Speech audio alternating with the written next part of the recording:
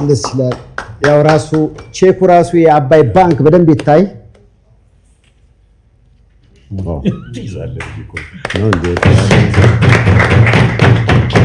አባይ ባንክ ከሰራተኛ 3 ሚሊዮን አባይ ባንክ በራሱ 7 ሚሊዮን በአጠቃላይ 10 ሚሊዮን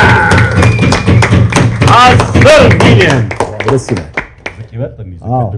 አንዴ ድገመው በእናትህ እንዴ ድገመው። አዎ አነሰ 10 ሚሊዮን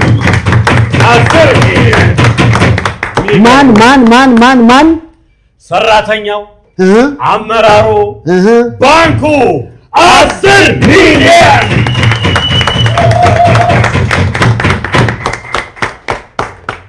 አባይ ባንክን በጣም ከልብ ነው የምናመሰግነው።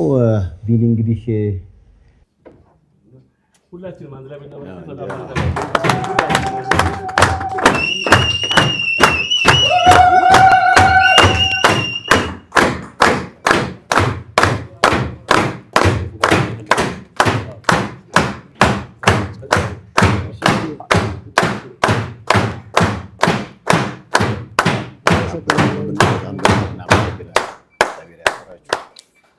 በጣም እናመሰግናለን።